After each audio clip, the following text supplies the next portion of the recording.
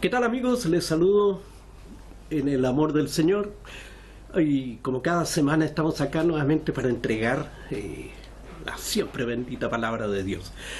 Les doy la más cordial bienvenida a este espacio, a este tiempo, y que no solamente puedan disfrutarlo, sino también puedan sacar provecho de este tiempo y puedan encontrar en él palabras de aliento, de ánimo para sus vidas. La palabra de hoy se encuentra en Amós 5, capítulo 5, versículos 4 y 5.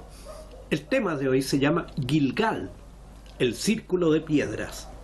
El círculo de piedras, la verdad que es un nombre así un poco rebuscado, un poco misterioso, el círculo de piedras. Pero vamos a ver de qué se trata.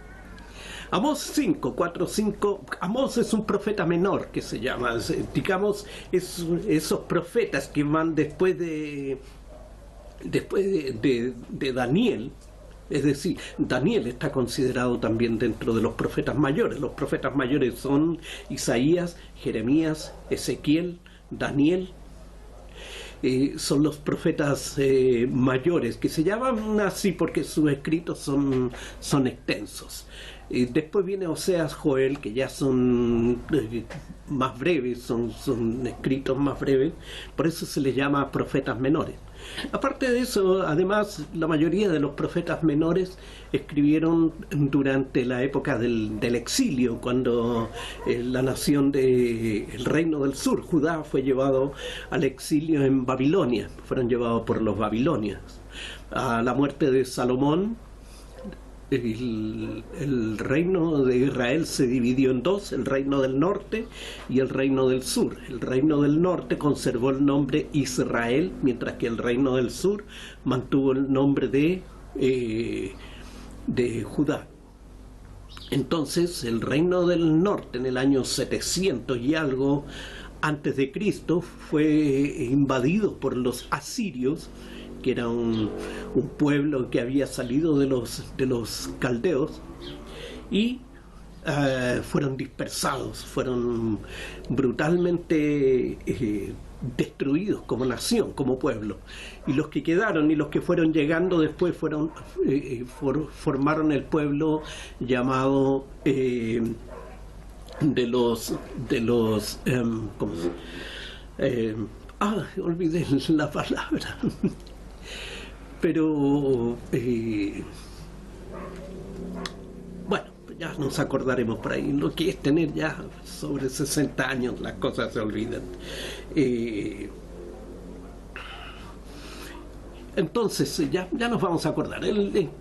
Dieron origen a ese pueblo, y el reino del sur, Judá, fue llevado por los babilonios, pero ellos los mantuvieron, y eso permitió de que ellos mantuvieran su identidad como pueblo, como nación. Y bueno, el tema de la palabra de hoy, ¿cierto? Dice así: porque así dice el Señor a la casa de Israel: buscadme y viviréis, pero no busquéis a Betel, ni vayáis a Gilgal, ni paséis por Beerseba, porque ciertamente Gilgal será llevada cautiva, y Betel caerá en desgracia. Un alcance, la palabra en desgracia también se puede traducir: se volverá iniquidad. Bien, sin duda nosotros vivimos nuestra vida delante de Dios a través de la obra del Señor Jesucristo. El Señor Jesucristo permitió de que nosotros llegáramos delante de la presencia de Dios. Pero no podemos dejar de lado el hecho de que la salvación proviene del pueblo judío. Ya, de hecho, Jesús era judío, y todo lo que habló estaba relacionado con lo que era cierto el pueblo judío, el pueblo hebreo. Por lo que nuestra fe está espiritual e históricamente relacionada con los acontecimientos vividos por esta nación. La promesa es que a través de él a través de este pueblo serían benditas todas las familias de la tierra. Esta promesa fue entregada a Abraham. Y los profetas escribieron acerca de la promesa del ungido de Dios, es decir, el Mesías. La palabra Mesías, Mashiach en hebreo, ¿cierto? En griego es Christus. Recuerden que a Jesús se le llama Jesucristo, ya su nombre es Jesús y su título es Cristo, o sea, el Mesías, el ungido de Dios, el enviado de Dios. Y que esta promesa alcanzaría a todas las naciones, es decir, a los gentiles. Cuando hablamos de todas las naciones, hablamos de los pueblos que no son judíos, ¿ya? El pueblo que no es judío. Y esos, por los judíos, eran llamados los gentiles. Vale decir, nosotros, por los judíos, seríamos llamados gentiles. Y esa salvación, ¿cierto?, a través del Mesías, llegaría a nosotros. Los primeros discípulos, recordemos que eran todos judíos, y que predicaban a otros judíos. Y no predicaban a los gentiles, a los no judíos. Ahora, no pudieron evitar que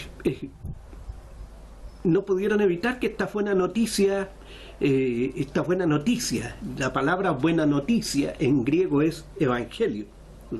No podían evitar de que en esta nueva noticia, o este evangelio, ¿cierto?, llegara también a los no judíos. No pudieron evitarlo, ¿cierto? El primero que se destaca en el libro de los Hechos es uno de los diáconos, Felipe. El resto son anónimos. Recuerden que Felipe le predica a un etíope y luego llega hasta a Ciro, en los puertos de, llega a los puertos de Tiro y Sidón, ¿ya? Y en esos lugares él comienza también a predicar.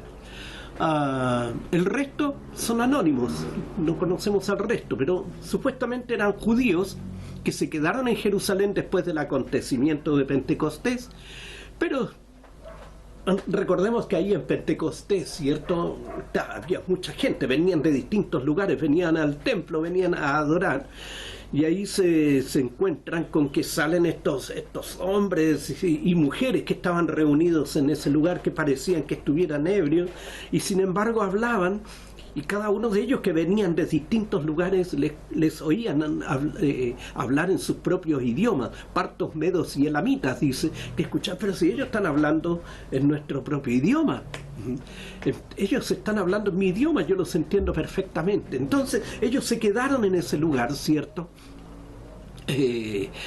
hasta cuando vino el martirio de Esteban, ¿cierto?, otro de los diáconos que murió apedreado en ese lugar.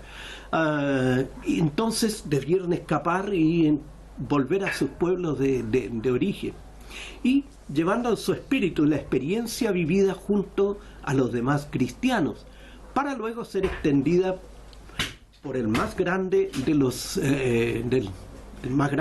evangelistas al mundo no judío, es decir, el apóstol Pablo. Desde entonces, los lugares físicos o territoriales de los hebreos pasaron a ser simbólicos para los extranjeros convertidos al cristianismo, integrados a la promesa de Dios hecha a Abraham. Uno de estos lugares es Gilgal.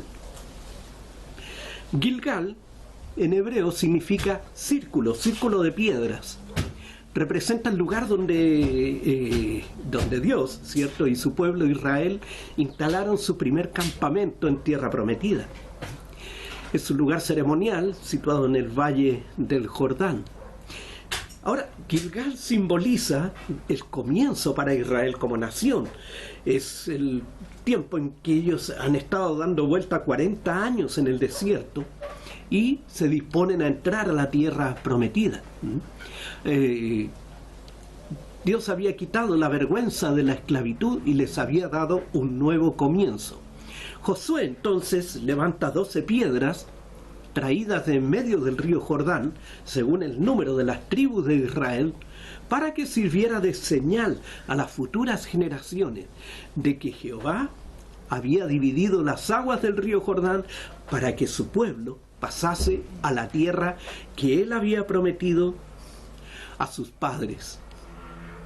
Aquí se restaurará el ritual de la circuncisión como señal de pacto entre Dios y los hombres. Pues las nuevas generaciones que nacieron en el desierto no habían sido circuncidadas, y fueron las que entraron a la tierra prometida después de que toda la generación que había hecho el mal, toda la generación que salió de Egipto, todos los que salieron, exceptuando dos, todos ellos murieron en el desierto. Y entraron a la tierra prometida aquellos que habían nacido en el desierto, fueron 40 años. Y de todos esos que murieron, ¿cierto?, y de los que entraron, solamente 2 eran de los que habían salido de Egipto: Josué y Caleb. Así que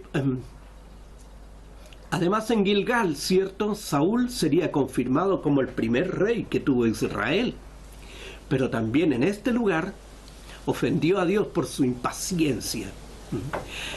Pues se puso inquieto por la demora de Samuel. Samuel, el profeta, no llegaba para hacer el sacrificio y ofendió al Señor al atreverse a servir de sacerdote sin ser él sacerdote. Pero él fue el que tomó todas las cosas y empezó: ya, Samuel se demoró, yo hago el sacrificio.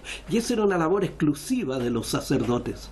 Por lo tanto, ofendió no solamente a Samuel, que era el profeta, era el sacerdote y profeta que venía a hacer el sacrificio, sino que también ofendió a Dios. También fue el lugar donde se reencontró David con el pueblo de Judá después de derrotar a su propio hijo, Absalón, que se había sublevado. Absalón, hijo de David, quiso apoderarse del reino, y David tiene que luchar contra él, ¿cierto?, y lo derrota. Y el pueblo sale a recibirlo ahí en Gilgal. Pero en épocas posteriores se convirtió en un lugar pagano. Como quedó en la división del reino, quedó en el sector norte, en el sector de Israel, esto prontamente se convirtió en un lugar de cultos paganos. Y Oseas 4:15 y Amós 4:4, que también son profetas menores, advierten de esto al pueblo, a la nación, ¿cierto?, y lo denuncian. Ahora, durante el siglo 8 a.C., por lo menos durante los reinados de Usías, hasta Gilgal, es decir, hasta Ezequías, Gilgal se convirtió en un centro de culto formal, pero poco espiritual, que al igual que Betel mereció la condenación de Amós en el capítulo 4, versículo 4, y el capítulo 5, versículo 5. Amós condena a Gilgal. Y en Oseas también, capítulo 4, versículo 15, capítulo 9, versículo 15 también, y capítulo 12, versículo 11. Como no era lo que Dios había determinado como centro de adoración, el centro de adoración era Jerusalén, y aun cuando el reino estuviera dividido, el centro de adoración seguía siendo Jerusalén. Por lo tanto, las autoridades que hubieran en Jerusalén debían permitir a sus hermanos del norte, del reino del norte, venir hasta la tierra, ¿cierto?, venir hasta la ciudad, hasta Jerusalén, donde estaba el templo, y adorar a Dios. Eso era la idea, la formalidad. Al dividir el reino en dos, los reyes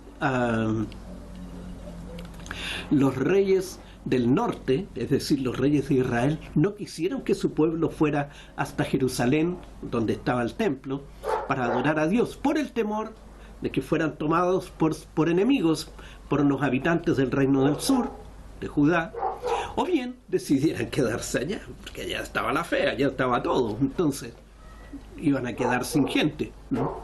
Entonces levantaron sus propios templos y lugares de adoración como Betel, Berseba y Gilgal, argumentando que ahora no se necesitaría viajar tan lejos para adorar a Dios. Pero, como todo lo que comienza con buena voluntad y sin consultarle a Dios, terminaron siendo lugares de culto para las diferentes deidades fenicias, llenándolas de imágenes y estatuas prohibidas por Dios. No me acordaba de la palabra delante, era Samaria, los samaritanos. Ahora me acordé. Samaritano, Samaria. Si bien es cierto, el cristianismo nos libró de todo tipo de idolatría y de peregrinaciones a lugares llamados santos. Nosotros no tenemos que peregrinar a ningún lugar, ni tenemos que ir a un lugar llamado santo. En una oportunidad llegaron al lugar donde estaba trabajando yo, llegaron a hacer una publicidad de un cementerio y estaba todo bien, iba toda la presentación, todas las garantías que ofrecía, todo eso, todo bien, hasta que en un momento la persona dice, y este es el único lugar llamado santo. Yo le dije, pare, espere un poco, no hay lugares santos, no hay lugares santos. Y bueno, ahí tuvimos una conversación y después me pidió disculpas. Pero, como decía hace un momento atrás, ¿cierto? El cristianismo nos libró de estos lugares llamados santos y nos mostró una fe sin los conceptos que prevalecían en medio de la cultura del Imperio Romano. El cristianismo quitó los ídolos que se adoraban en los distintos templos dedicados a todo tipo de dioses. Nos mostró un Dios único que estaba en todo lugar y lo llenaba todo, que prometía estar siempre a nuestro lado, fuera la circunstancia que viviéramos, por lo que podíamos adorarlo sin estar en un lugar específico, que perdonaba nuestros pecados sin necesidad de un sacrificio o ritual externo, pues el sacrificio había sido él mismo. Y esto es interesante también porque cuando Jesús dijo que si teníamos alguna necesitábamos de la presencia de Dios, decía que fuéramos a nuestro lugar secreto, dice, hablando del lugar íntimo, en realidad no un lugar escondido, misterioso, sino que a un lugar íntimo se está refiriendo, ¿cierto? Y en ese lugar nos arrodilláramos y oráramos al Padre, y el Padre iba a oír nuestra oración. No necesitábamos ir a un lugar externo, no, sino que en la intimidad, decía, nuestra intimidad con Dios, nuestra intimidad con el Padre, a eso se refería.